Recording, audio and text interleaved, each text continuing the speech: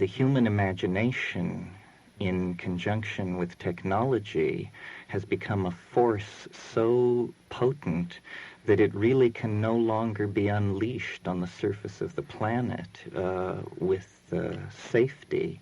The human imagination has gained such an immense power that the only environment that is friendly to it is actually the vacuum of deep space. It is there that we can erect the architectonic dreams that drive us to produce a Los Angeles or a Tokyo, and do it on a scale and in such a way that it will be fulfilling rather than degrading. So yes, I think we cannot move forward in understanding without accepting as a consequence of that we have to leave the planet, that we are no longer the bipedal monkeys we once were. We have become almost a new force in nature, a thing of language and cybernetics and an amalgam of computers and human brains and societal structures that has such an enormous forward momentum that the only place where it can express itself without destroying itself is, as James Joyce says, up in the ant. So long, long ago in a faraway galaxy, Star Wars style may be in our future? Well, as opposed to our past? It's in our present, I think. Our future is probably almost unimaginable, because I think the transformation that leaving the planet will bring will also involve a transformation of our consciousness. We are not going as 1950-style human beings. We are going to have to transform our minds before we are going to be able to leave the planet with any amount of grace.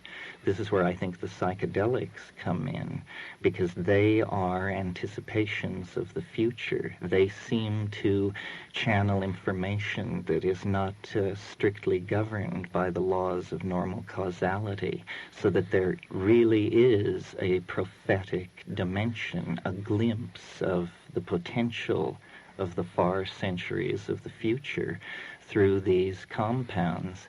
And no cultural shift of this magnitude can be unambiguous. I mean, the very idea that as a species we would leave the earth behind us must be as rending an idea as that a child would leave its childhood home. Obviously, it's a turning away from something that once left behind can never be recaptured.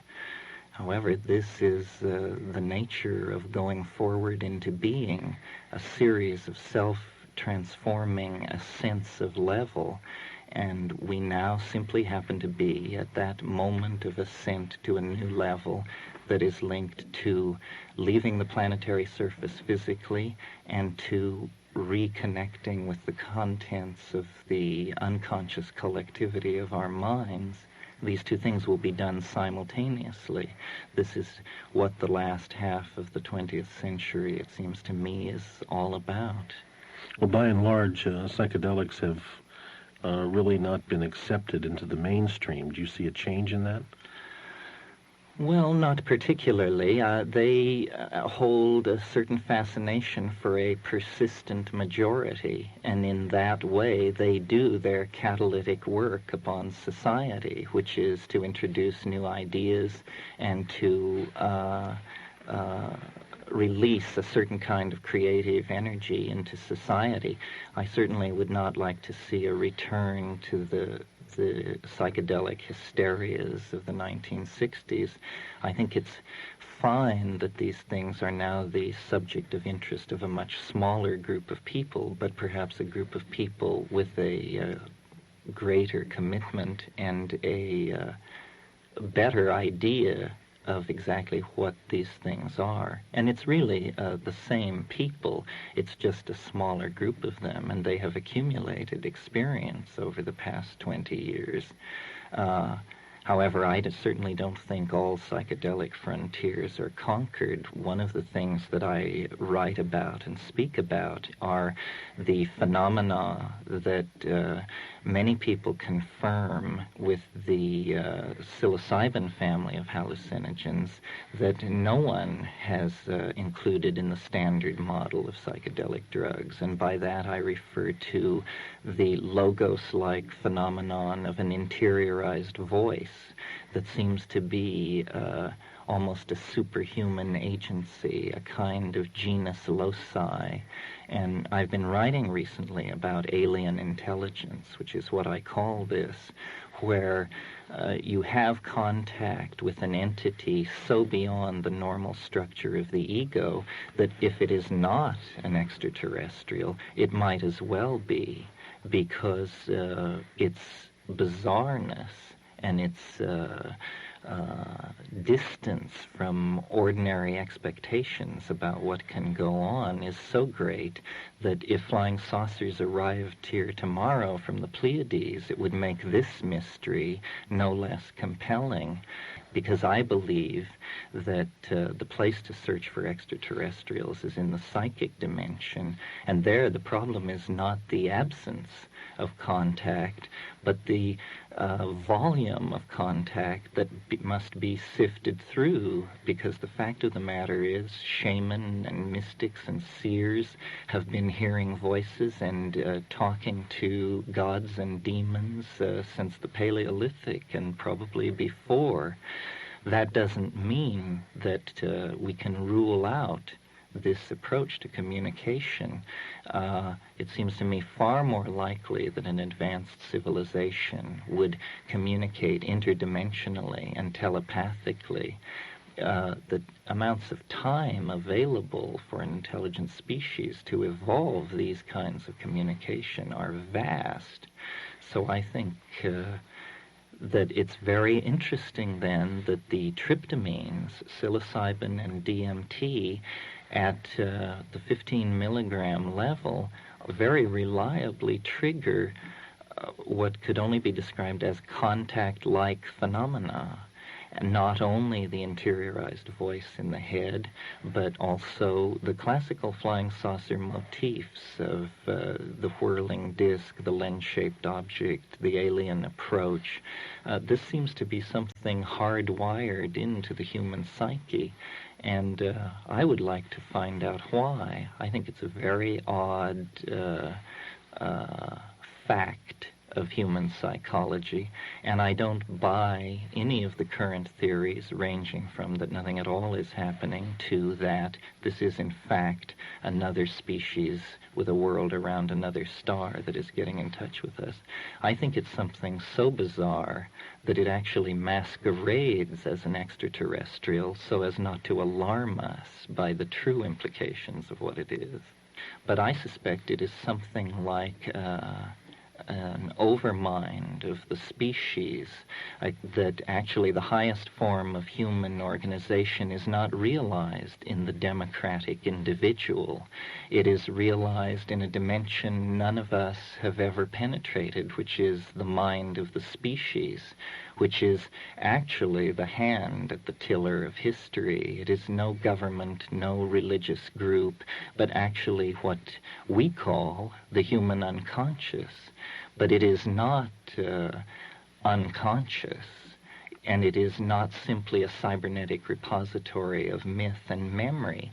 It is an organized intellect of some sort, and human history is its signature on the primates. And it is so different from the primates. It is like a creature of pure information. It is made of language. It releases ideas into the flowing stream of history to boost the primates toward higher and higher levels of self-reflection of it. And we have now reached the point where the masks are beginning to fall away, and we are discovering that there is an angel within the monkey struggling to get free, and this is what the historical crisis is all about. And I'm for no reasons in particular, very optimistic. I mean, I see it as a necessary chaos that will lead to a new and more attractive order. Terence, you were talking about extraordinary realities, and it occurs to me that there's an enormous amount of prejudice against the psychedelics and the use of hallucinogenic substances, and it's almost as if there's an inordinate fear to open up the door to the closet that these substances reveal. What about that prejudice? What do you think how's that going to be resolved? What is the resolution of that? Well, I think it's more complicated than a prejudice. It's a prejudice born of respect, because most people sense that these compounds probably actually do what their adherents claim they do. It's possible to see the whole human growth movement of the 1970s as a wish to continue the inward quest without having to put yourself on the line the way you had to when you took 250 gamma of LSD. And I think all these other methods are efficacious, but I think it's the sheer power of the hallucinogens that puts people off. You either love them or you hate them, and that's because they dissolve worldviews. And if you like the experience of having your entire ontological structure disappear out from under you, if you think that's a thrill, you'll probably love psychedelics. On the other hand, for some people, that's the most horrible thing they can possibly imagine. They navigate reality through various forms of faith. And I think that the psychedelics, the doors of perception are cleansed, and you see very, very deeply. I spent time in India, and I would always go to the local sadhus of great reputation, and I met many people who possessed what I call wise old man wisdom. But wise old man wisdom is a kind of Tao of how to live. It has nothing to say about these dimensions that the psychedelics reveal. And for that, you have to go to places where hallucinogenic shamanism is practiced, specifically the Amazon basin. And there you discover that beyond simply the wisdom of how to live in ordinary reality, there is a gnosis of how to navigate in extraordinary reality. And this reality is so extraordinary that we cannot approach what these people are doing with any degree of smugness, because the frank fact of the matter is we have no viable theory of what mind is either. The beliefs of a Witoto shaman and the beliefs of a Princeton phenomenologist have an equal chance of being correct, and there are no arbiters of who is right. So it's the power of these things, the fact that here is something we have not assimilated. We have been to the moon, we have charted the depths of the ocean, the heart of the atom, but we have a fear of looking inward to ourselves, because we sense that here is where all the contradictions flow together.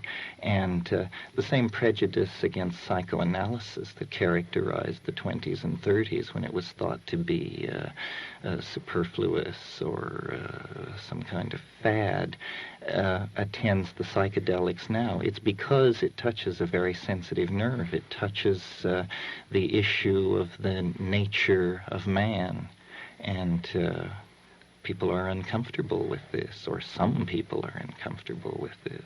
What is the value of exploring extraordinary realities? Well, I guess it's the same value that attends the exploration of ordinary realities. There's an alchemical saying that one should read the oldest books, climb the highest mountains, and visit the broadest deserts. I think that being imposes some kind of obligation to find out what's going on. And since all primary information about what is going on comes through the senses, any drug or any compound which alters that sensory input has to be looked at very carefully.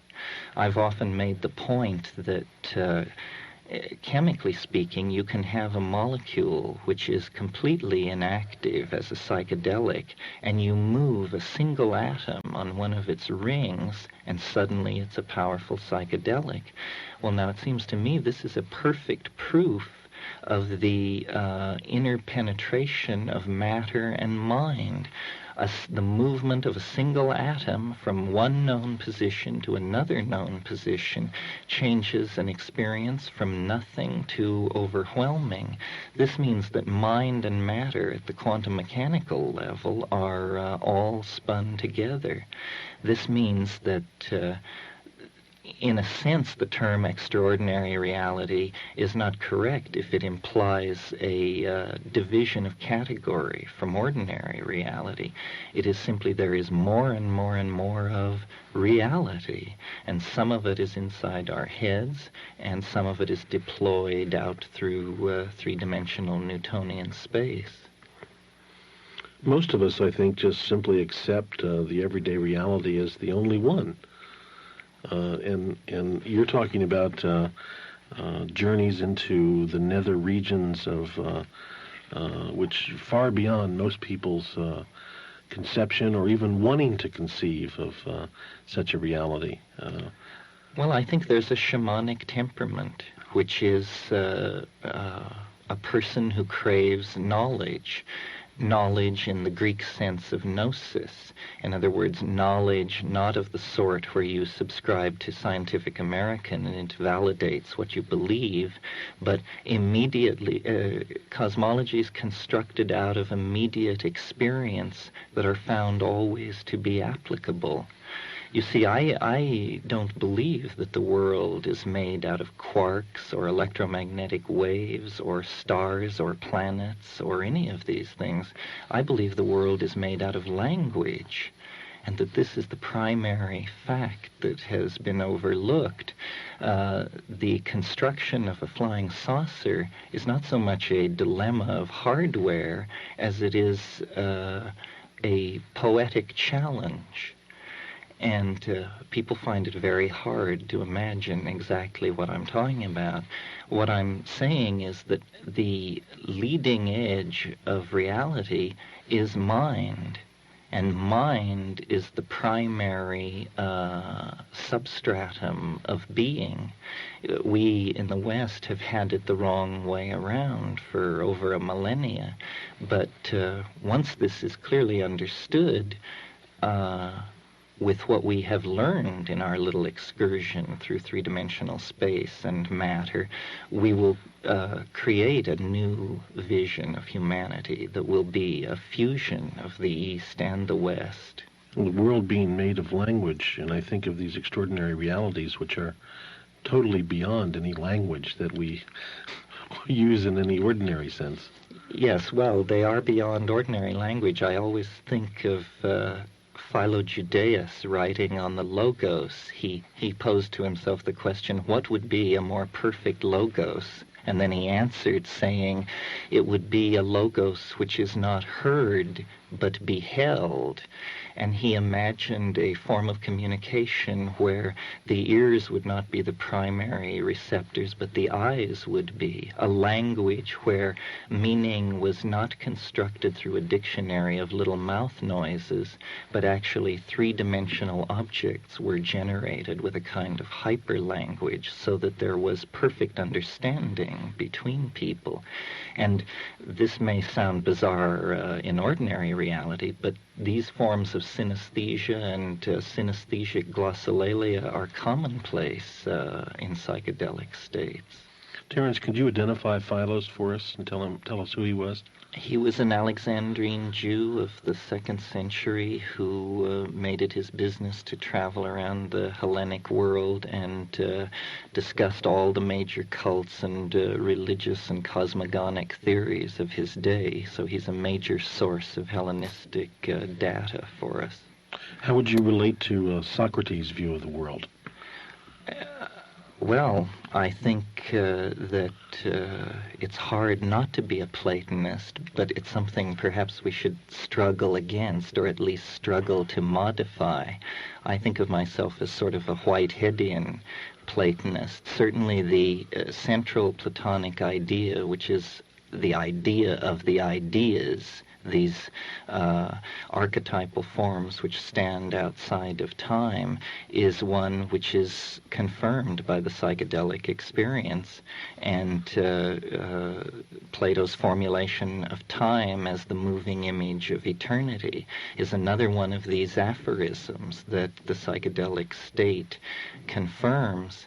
And certainly Neoplatonism, Plotinus and Porphyry and that school, are psychedelic philosophers. Their idea of an ascending hierarchy of more and more rarefied states is a sophisticated presentation of the shamanic cosmology, which is the cosmology that one experientially discovers when they involve themselves with psychedelics.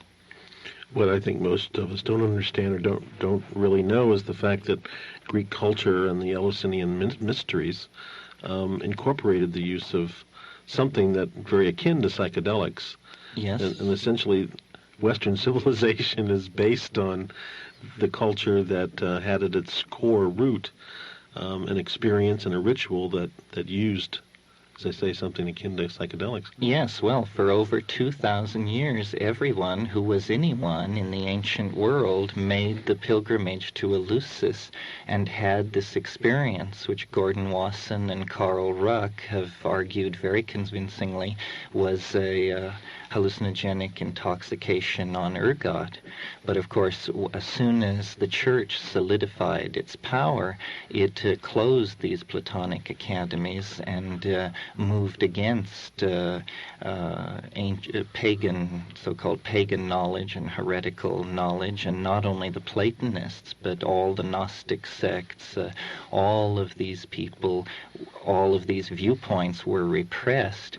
I like to think that the end of that repression came in a very odd way when in 1953, I guess it was, Gordon Wasson and his wife Valentina in the village of Huatla de Jimenez in the Sierra Mazateca of Oaxaca discovered the psilocybin mushroom cult. It was as if Eros, who had been martyred in the old world, was then found sleeping in the mountains of Mexico and resurrected. And the experience of the mushroom is very much the experience of a genus loci, a god on the Grecian model, not the god who hung the stars in heaven, but a local god, a pre-Christian bacchanalian nature power that is very alien and yet resonates with our expectations of what that experience would be like. Interesting that the mushroom also is a symbol in our culture of death and destruction, being the symbol of the nuclear explosion. Yes, well, mushroom cloud. My brother has made the point asking, what mushroom is it that grows at the end of history? Is it the mushroom of Fermi and Oppenheimer and Teller, or is it the mushroom of Wasson and Hoffman and Humphrey Osmond? Somehow I think the latter is safer. Well, it may not only be safer, it may open the way to escape from the former. It's like a pun in physics, that the force of liberation and the force of destruction could take the same form. It's what alchemists call a coincidentia positorum. It is an amazing synchronicity, it seems. Also, I was interested in talking with Andy Weil some time ago about the fact that there are new genus of mushrooms appearing that have psilocybin in them that have never been seen before, never been tracked before, and it's almost as if they're appearing now. Well, it's amazing how many have been discovered since people have bent their attention to it. There have been psilocybin mushrooms reported from England, France, localities where, so far as we know, there is no cultural history of usage at all. However, it's interesting that cultural usage seems to disappear very early in human history. Hallucinogens are hardly even welcome in agricultural societies. I think it was Weston LeBar made the point that once you learn how to grow plants, your god shifts from the ecstatic god of the hallucinogens to the corn god, or the food god, and it no longer is about divining the hunt and weather through the ecstatic use of hallucinogens. It's about being able to get up every morning and go to work and hoe the crop. So you mentioned earlier the prejudice against hallucinogens. I think it reaches back to the beginning of agriculture. This competition among plant gods, which exemplified lifestyles that must have seemed very alien to each other. Is psilocybin illegal? Oh yes, it's a Schedule I drug without any public debate. It was placed on the list at the same time that LSD was, and yet the issue was always couched in terms of LSD being made illegal, but actually at that point in time a whole bunch of things were made illegal, and there was never any public debate. All psychedelics were viewed as the same drug, and LSD was used as the model. Actually, these drugs, there's a spectrum of psychedelic effects, and certain drugs trigger some of them and certain ones others. But yes, psilocybin is illegal. Are the mushrooms illegal? The mushrooms also are illegal as they contain psilocybin. I recall Andy Weil saying that he walked along a downtown Seattle residential street picking up psilocybin mushrooms from the front yards of residential homes. Well, and English law took the view that it was preposterous to try and outlaw a naturally occurring plant, and they took the position that only the chemical was illegal, which I think is a very wise position. But I noticed that Canada recently chose the American interpretation over the British one. Interesting. Turns out, going back to the Andy Weil story, that the reason that these mushrooms were in such plenitude in various locales in the Northwest was that their spores were contained in a mail order company's mushroom growing product that they sent out mail order, and so... Yes, well, this is an interesting phenomenon. You see, the spores of the mushroom are not illegal because they do not contain psilocybin. They only contain the message in the DNA of the mushroom for the production of psilocybin. So it's a kind of bizarre catch-22. The mushroom spores can move anywhere legally, can be bought and sold, but they are the sine qua non for the production of mushrooms, of course.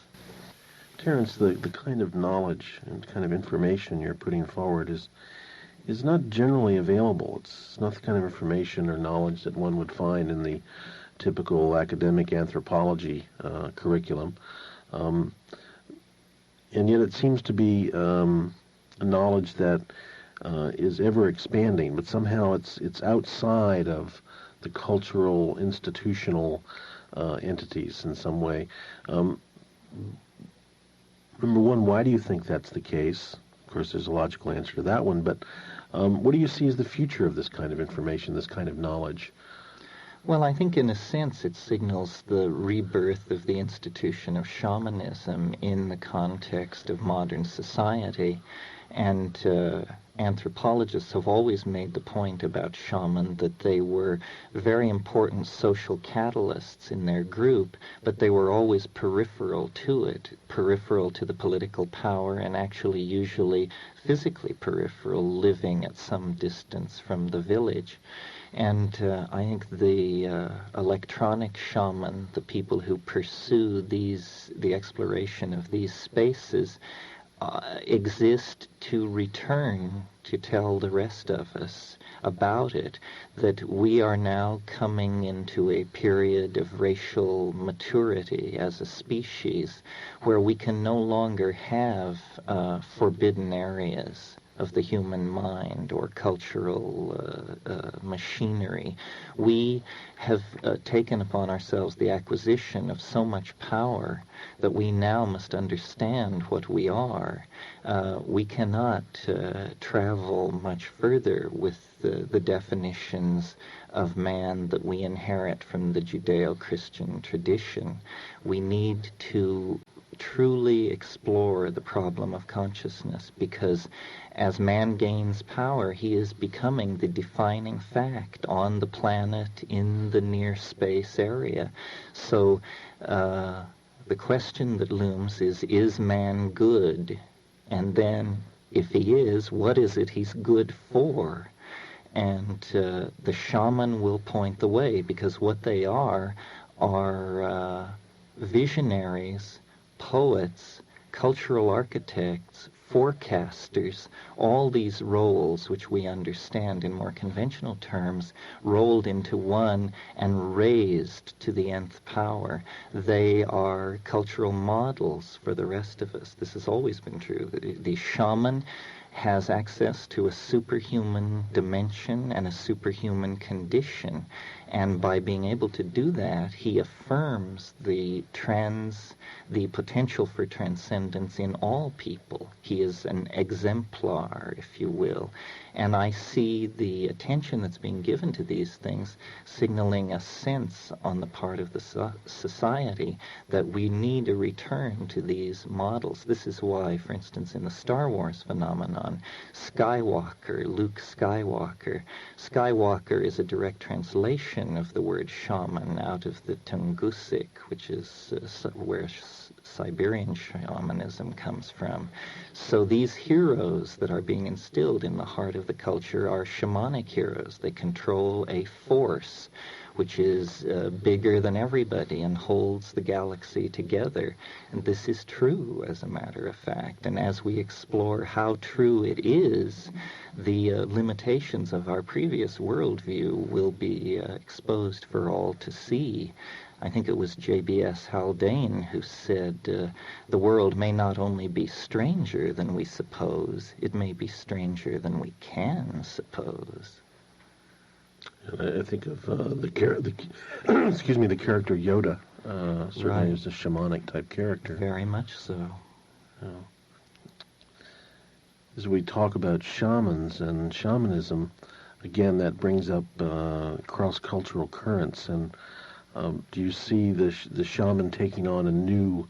Certainly, you don't see Indian shamans walking into the metropolitan areas. But do you see the shaman taking on a new form? Well, I believe, along with Gordon Wasson and others, but in distinction to Mircea Eliade, who is a major writer on shamanism, that it is hallucinogenic shamanism that is primary, and that where shamanic techniques are used to the exclusion of hallucinogenic drug ingestion, the shamanism tends to be vitiated. It is more like a ritual enactment of what real shamanism is, so that the shamanism that is coming to be within people in our culture. The people who feel comfortable with psychedelic drugs and who, by going into those spaces and then returning with works of art or poetic accounts or scientific ideas, are actually changing the face of the culture. I connect the psychedelic dimension to the dimension of inspiration and dream. I think history has always progressed by the bubbling up of ideas from these nether dimensions into the minds of receptive men and women. It is simply that now, with the hallucinogens, we actually have a tool to push the button. We are no longer dependent upon whatever factors it is that previously controlled the ingression of novelty into human history. We have taken that function to ourselves, and this will accelerate and intensify the cultural crisis. But I think in the end it will lead that much sooner to its resolution. So, as we continue to move towards the further exploration of these spaces, we can expect that social change as a result, personal change? Tremendous social change. I see, in fact, what is happening is a tendency to what I call turn the body inside out. We are, through our media and our cybernetics, we are actually approaching the point where consciousness can be experienced in a state of disconnection from the body. We have changed. We are no longer, as I said, bipedal monkeys. We are instead a kind of cybernetic coral reef of organic components and inorganic technological components. We have become a force which takes unorganized raw material and excretes technical objects. We have transcended the normal definitions of man. We are like an enormous collective organism with our data banks and our forecasting agencies and our computer networks and the many levels at which we are connected into the universe. Our self-image is changing. The monkey is all but being left behind, and shortly will be left behind. The flying saucer, again, I take to be an image of the future state of humanity. It is a kind of millenarian transformation of man where the soul is exteriorized as the apotheosis of technology. And it is that eschatological event which is casting enormous shadows backward through time over the historical landscape. That is the siren at the end of time, calling all mankind across the last 10 millennia toward it, calling us out of the trees and into history and through this series of multi-leveled cultural transitions to the point where the thing within the monkeys, the creature of pure language and pure imagination, whose aspirations are entirely titanic in terms of self-transformation, that thing is emerging, and it will emerge as man leaves the planet. And it's not something quantized and clearly defined. It is, in fact, what the next 50 or so years will be about. But at the end of it, the species will be off-planet and transformed and fully wired from the depths to the heights. Are we just talking about another version of the Christian death, resurrection, ascension into heaven? Except that it is coming into history. What is happening is that the paradise promised the soul is actually going to enter into history because technological man took the apocalyptic aspirations of Christianity so seriously that we are going to make it happen. It has become the guiding image of what we want to be. And I'm reminded of the poem by Yeats, it's Sailing to Byzantium, where he speaks of how after death he would like to be an enameled golden object singing to the lords and ladies of Byzantium. And it's the image of man transformed into eternal circuitry and released into a hyperspace of information where you are a thing of circuitry, but you appear to be walking along an unspoiled beach in paradise. It is that we are going to find the power to realize our deepest cultural aspirations. This is why we must find out what our deepest cultural aspirations are. Again, another way of phrasing the question, is man good? What about the idea that these spaces that we've been talking about, that you've been illuminating, are spaces that can be achieved without the use of psychedelics? Well, again, I scoured India, and my humble personal opinion is that it is highly unlikely. I've always approached people of spiritual accomplishment with the question, what can you show me? Because, as I said earlier, this wise old man wisdom is one thing, but only the hallucinogen-using shaman of the Amazon seem to be able to go beyond that. There may be techniques for doing this, but the efficacy and the dependability of the hallucinogens seems to me to make them the obvious choice. It would only be a series of cultural conventions that would cause one to want to engineer around that. It is the obvious path to transcendence. People must face the fact that at one level we are chemical machines. That doesn't mean we are that at every level, but it does mean that that is a level where we can intervene to change the pictures that are coming in and going out at higher levels. You're not suggesting that people should do this by themselves? Take hallucinogens? Well, I don't know about take it by themselves. Probably not, although I always do, and I seem to prefer it. What I am suggesting is they take it in a situation of minimum sensory input. Lying down in darkness with eyes closed cannot be surpassed. And people want music, they want to walk around in nature, they want all these things. But nature and music are beautiful in their own right. They are the adumbrations of the psychedelic experience that we deal with in ordinary reality. In confrontation with the psychedelic experience, these things are hardly more than impediments. The very interesting things are happening in the utter blackness behind your eyelids, lying still in darkness. And that is where the mystery comes from and goes to. My question had to do with or without a guide. Oh, I don't think people should do it without a guide unless they feel very confident from experience that they don't need a guide. So I like to have these ideas get out. I think it's important that we discuss all this in a way that is only now becoming possible because of how it was in the 1960s. Now we need to shed all that and look back and look forward and try to make a mature judgment for our culture based on the facts of the matter.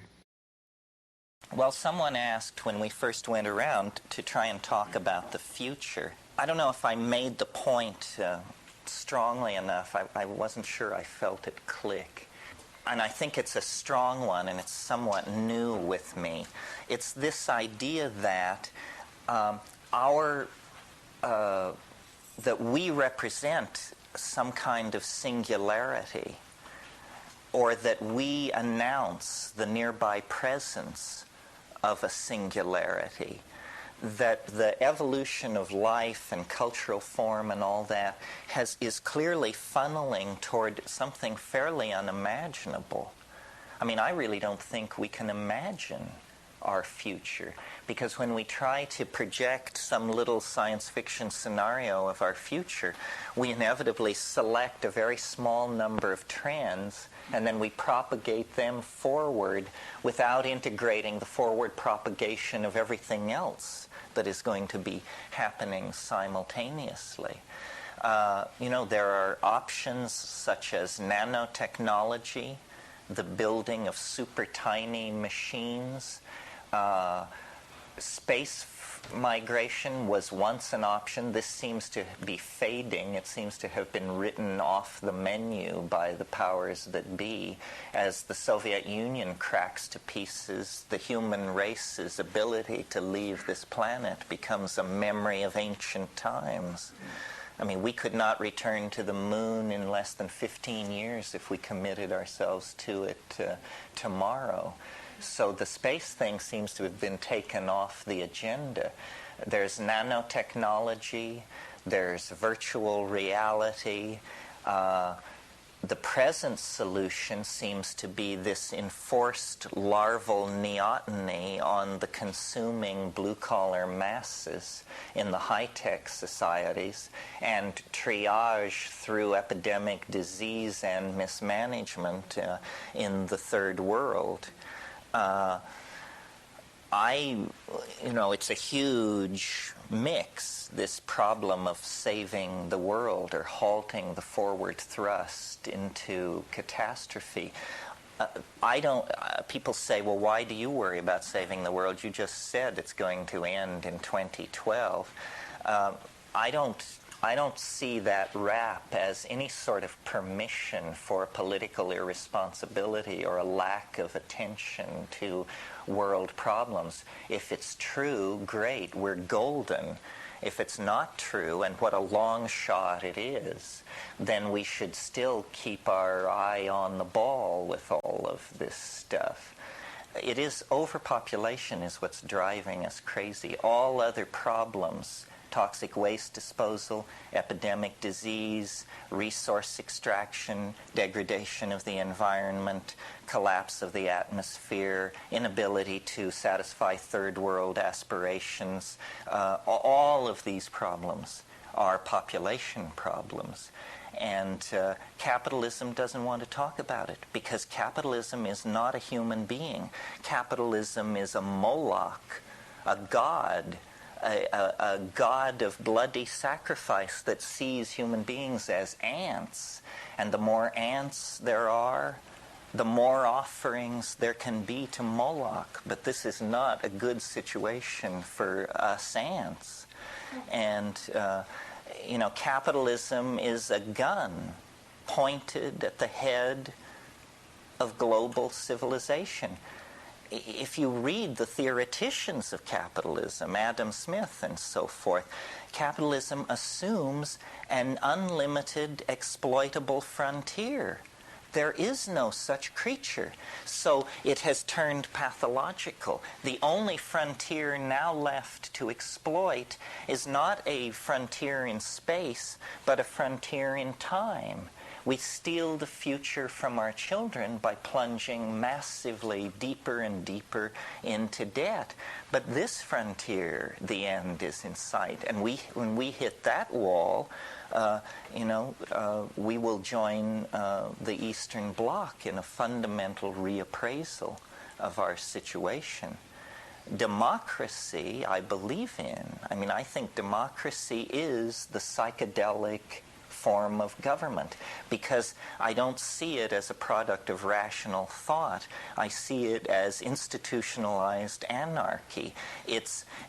Democracy is biology managed for human purposes. It honors the biological unit.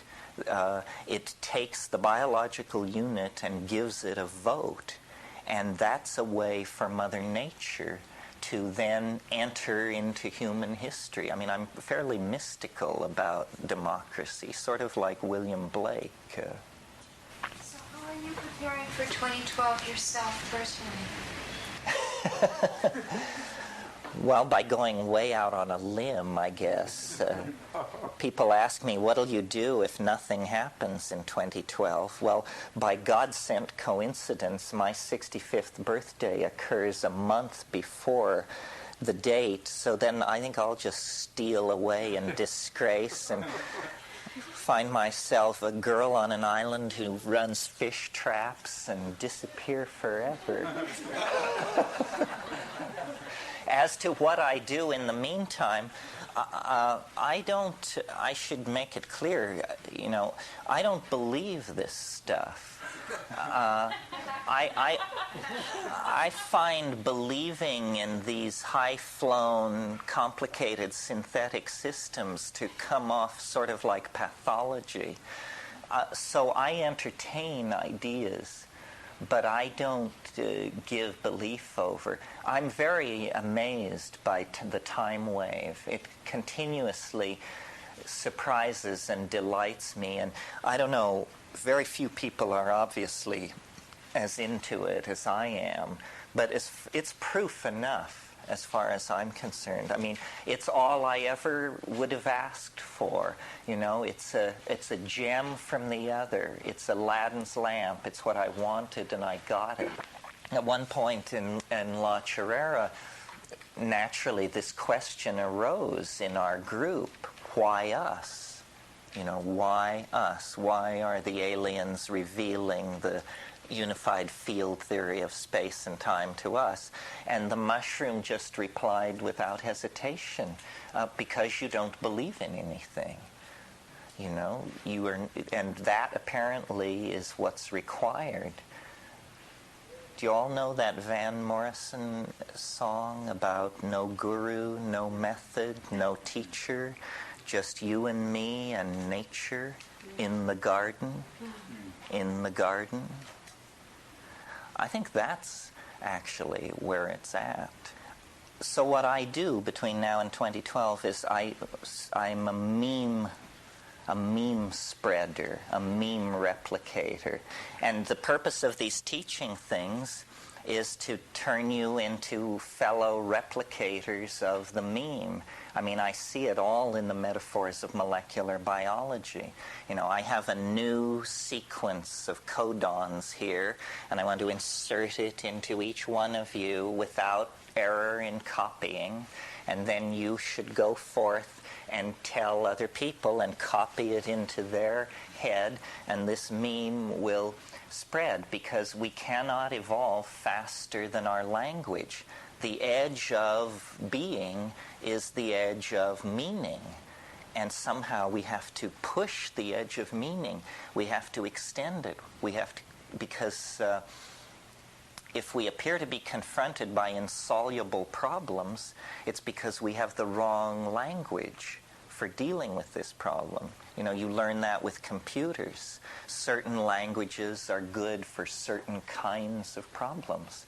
And we have to constantly evolve language and push it forward. And the way I think of the psychedelics is they are catalysts to the imagination. I mean, that's what they were back 100,000 years ago. The imagination, which was just this glimmering, this iridescence on the surface of ape cognition, was under the influence of the reciprocal feedback of self-reflection, you know, that is created by watching your own mind, because it has suddenly become interesting, because it has suddenly been flooded by a psychoactive amine. That iridescence has been coaxed into language, art, architecture, music, poetry, the whole ball of wax. But now we know these things. It's no longer a sort of haphazard process. We can, by analyzing different kinds of cultures existing in the world today and cultures that existed in the past, we can uncover, reveal, unravel the lost secret of our origins. And I think, you know, I haven't talked too much this weekend, but I'm very keen for the notion of what I call the archaic revival. And the archaic revival is this overarching metaphor that is the way for us to go to save our necks at this point. When a culture gets into trouble, instinctively what it does is it goes back through its own past until it finds a moment where things seem to make sense. And then it brings that moment forward into the present. The perfect example is when medieval Christianity no longer made sense to a major proportion or percentage of the people of Western Europe because of the rise of new kinds of classes, new forms of wealth, new information about the world outside Europe. When the medieval vision lost its power, the intellectuals of that time instinctively reached backwards into the past, looking for a stable model. And finally they reached the golden age of Periclean Athens. And there they found Plato, Aristotle, the dramatists, so forth, and they created classicism. Now notice that we're talking here about the 1400s. Classicism was brought to birth in the 1400s, 2,000 years after the death of Plato. And we are still, to a tremendous degree, we are the children of this classical revival, which we call the Renaissance. Our theories of law, our theories of government, our notion of justice, our notions of city planning, of architecture, of all military planning, and so forth and so on, are all drawn from classical Greek and Roman models that were brought back from the dead 500 years ago by a bunch of Italian investment bankers who thought this was a good model to build on, to hang their civilization on. And now this has run out. The contradictions are too extreme. This classicism, I don't want to say it's failed, but it has just taken us as far as it can go. So now we confront great existential confusion.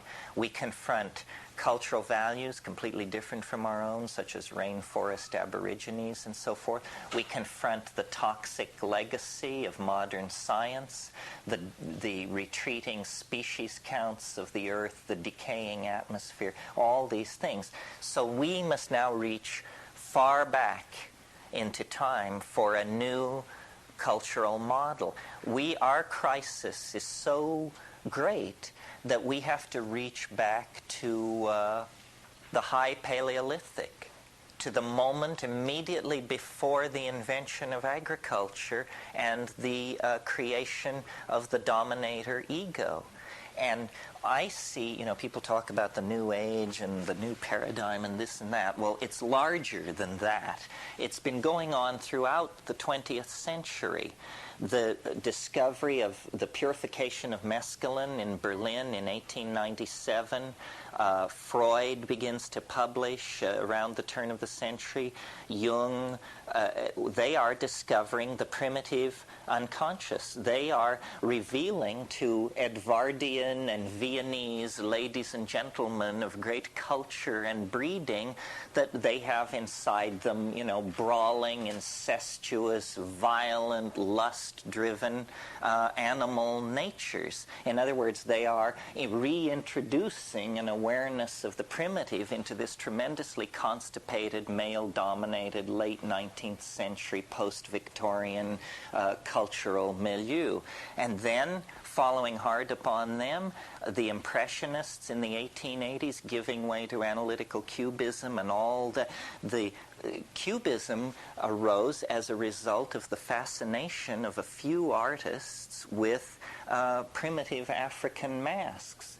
Picasso and his circle, and when they brought this stuff back to Paris in 1905 through 15, nobody had ever seen this kind of thing, and these guys began trying to deconstruct the pictorial space of people like Degas and those people into the pictorial space of the primitive mentality.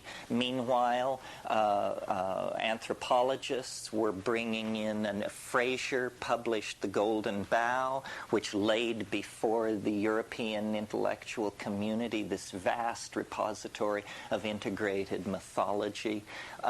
National Socialism, Surrealism, all of these things, some negative, some positive, are all aspects of this the 20th century fascination and revivification of the primitive, rock and roll, the rise of sexual permissiveness, the rise of styles of dancing which were not this, the minuet and so forth. All of this signals this fascination with the primitive, but at the center of it stand two phenomena, or two integrated phenomena. The personality of the shaman and the fact of the psychedelic experience.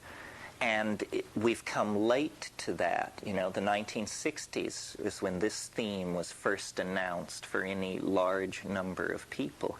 And I think, that we have to consciously deconstruct this constipated, classical, industrial, linear, dominator civilization that we're trapped inside, because it's a vehicle we can't steer. It's glued to the tracks which run right over the cliff.